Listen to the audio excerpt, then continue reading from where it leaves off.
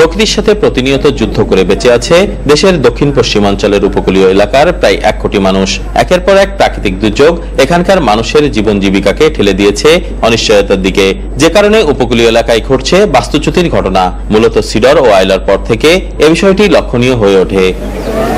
এর মধ্যে খুলনার দাকব, কয়রা ও বটিয়াঘাটা, সাতক্ষীরার শ্যামনগর ও আশাশুনি এবং বাগেরহাটের মংলা উপজেলায় এ সংখ্যা বেশি। এক পরিসংখ্যান অনুযায়ী এসব এলাকার 8,42,000 মানুষ প্রাথমিকভাবে বাস্তুচ্যুত হয়ে পড়ে। আইলার সময় এই জায়গায় পুরুষ লোক নেই, কিছু মহিলারা আছে, পুরুষ লোকরা বাইরে কাজ করে চলে গেছে। মানুষ সব চলে গেছে জঙ্গলে, বিভিন্ন জায়গায় কাজ কামের সঙ্গে ঢাকা শহরে খুলনায়। আমরা কতদিন আছি, কি কষ্টই, খুব কষ্ট, ঘরেও থাকার মতন একটু কোনরা ওই যে কুড়িয়ে বেঁধে আসি। বিশ্লেষকরা বলছেন গত 7 থেকে 8 বছরের মধ্যে উপকূলীয় এলাকায় কয়েকটি বড় ধরনের প্রাকৃতিক দুর্যোগের কারণে আয়ের উৎসগুলো ক্রমেই। দর্শক, এই বাস্তুচ্যুতি এবং দেশের অভ্যন্তরে অভিবাসনের বিষয়ে কথা বলতে আমাদের খুলনা ব্যুরো স্টুডিওতে উপস্থিত আছেন জাগ্রত যুব সংঘের নির্বাহী পরিচালক এটিএম জাকির হোসেন। বিস্তারিত জানতে সরাসরি কথা বলছি তার সাথে। এটিএম জাকির হোসেন, বাংলার সময় স্বাগত জানাচ্ছি।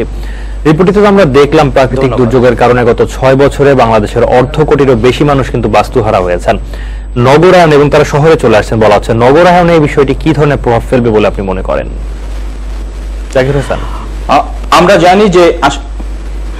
জানি যে আসলে কেউই তার নিজের বাস্তবিকতা ছাড়তে চায় না। নিতান্ত নিরুপায় না হলে কেউই বাড়ি ছেড়ে যায় না। কিন্তু আমরা দেখছি যে লাস্ট 10 ইয়ার্স বা আরো অনেক বছরে যে আমাদের এই উপকূলীয় অঞ্চলে ঝড় ঝঞ্ঝা, বড় বড় সাইক্লোন অনেক বেড়ে গেছে, যার ফলে জীবন জীবিকা হুমকির সম্মুখীন পড়ছে। মানুষের ওখানে প্রতিটা ঝড়ে, বন্যায় অনেক মানুষ মারা যাচ্ছে, তাদের বাড়িঘর পানিতে ডুবে যাচ্ছে, রাস্তাঘাট চলাচলের অনুপযোগী হয়ে যাচ্ছে, ওখানে জীবন জীবিকার কোনো ব্যবস্থা নাই, যার ফলে বাধ্য হয়ে মানুষকে এলাকা ছাড়তে হচ্ছে এবং নগরে আসতে হচ্ছে। আমাদের ব্যাপকভাবে ইনভেস্টমেন্ট করা দরকার, উন্নয়ন কার্যক্রম হাতে নেওয়া দরকার উপকূলীয় অঞ্চলগুলিতে, যেখানে মানুষরা কিছু করে খেতে পারে, কৃষি না হলে অন্য অল্টারনেটিভ থাকে সেখানে, তাহলে আসলে মানুষরা এলাকা ছেড়ে যাবে না। আর একটা হলো প্রোটেকশন। আপনার এমবাঙ্কমেন্টগুলি যদি এরকম নাজুক অবস্থায় থাকে তাহলে মানুষরা তো ওখানে থাকতে পারবে না। আমরা যদি দাকব, কয়রার কথা মনে করি, শরণকলার কথা মনে করি, তাহলে সেখানে আসলে মানুষটা কি করে থাকবে? বাঁধ তো অনেক নাজুক, প্রতি সময় পানি বাড়লে আমরা দেখছি যে ওখানে বাঁধ ভাঙছে, লবণাক্ততা বাড়তেছে। মানুষ লাস্ট কয়েক বছরে যা কিছু উৎপাদন করতেছে, যা কিছু আয় করতেছে, সবই একটা বন্যা, একটা সাইক্লোনে ধ্বংস হয়ে যাচ্ছে, তারা নিঃস্ব হয়ে যাচ্ছে।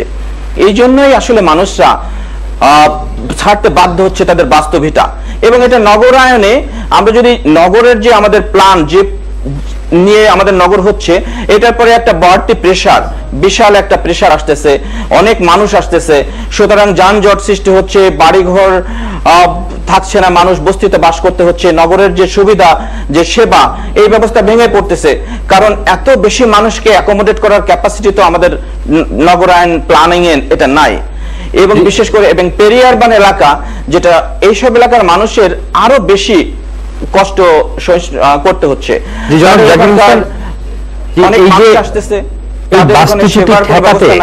পানি ব্যবস্থা নাই, যার ফলে মানুষরা। জি বলুন প্লিজ। এই বাস্তুচ্যুতি ঠেকাতে কি ধরনের পদক্ষেপ নেওয়া জরুরি বলে আপনি মনে করেন? সরকার কি ধরনের পদক্ষেপ নিতে পারে বা অন্য কোন ধরনের উদ্যোগ নেওয়া সম্ভব কিনা বাস্তুচ্যুতি ঠেকাতে? আসলে এটা যদি আমরা কমাতে চাই তাহলে আমাদের ওখানে আগে আপনার ঝড় ঝঞ্ঝা এখান থেকে প্রোটেকশন, এটা ব্যবস্থা করতে হবে। যে এমবাঙ্কমেন্ট আছে, এমবাঙ্কমেন্টগুলি যথেষ্ট শক্তিশালী হতে হবে, যাতে মানুষরা ভয়ে থাকবে না যে একটা ঝড় হলে আমার সবকিছু হারাতে হবে, আমার জীবন যেতে পারে।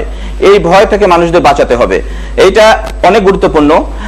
এবং ওখানে কৃষি যাতে কেটে থাকতে পারে, ওখানকার বেশিরভাগ আমাদের মানুষরা কৃষিজীবী, সুতরাং কৃষি কিভাবে হতে পারে, কিভাবে লবণ সহিষ্ণু জাত চাষ করা যেতে পারে, বা আমাদের ট্রেডিশনাল জাত যেগুলি লবণ সহিষ্ণু আছে, এইগুলি কি করে তারা চাষাবাদ করে নিজের জীবন জীবিকার যত প্রয়োজনীয় যতটুকু অতটুকু আয় করতে পারে। আমরা সাধারণত দেখছি এত ছোট ছোট আমরা প্যাকেজ নিয়ে মানুষকে সাপোর্ট করতে যাচ্ছি, যেটা তার জীবন ধারণের জন্য, একটা ফ্যামিলির একটা মাসের প্রয়োজন মেটানোর জন্য যথেষ্ট না, যার ফলে মানুষরা সেটা দিয়ে উপকার পাচ্ছে না এবং তারা শহরে আসতেছে রিক্সা চালানোর জন্য বা শ্রমিক হওয়ার জন্য। সুতরাং আমাদেরকে অনেক বড় করে চিন্তা করতে হবে যে কি করে আমরা উপকূলের মানুষকে উপকূলে রাখতে পারবো, কারণ আমাদের এত মানুষকে অ্যাকোমোডেট করার মতো জায়গা আমাদের দেশে নাই। আমাদের এই জি বুঝতে পারছি, আপনাকে ধন্যবাদ আমাদের সঙ্গে যোগ দেওয়ার জন্য। দর্শক, আমাদের খুলনা ব্যুরো থেকে আমাদের সঙ্গে যোগ দিয়েছিলেন জাগ্রত যুব সংঘের নির্বাহী পরিচালক ATM জাকির হোসেন এবং কথা বলছিলেন প্রাকৃতিক দুর্যোগের কারণে বাস্তুচ্যুতি এবং দেশের অভ্যন্তরীণ যে অভিবাসন প্রক্রিয়া এবং সেটি ঠেকানোর নানা উপায় নিয়েও বলছিলেন তিনি।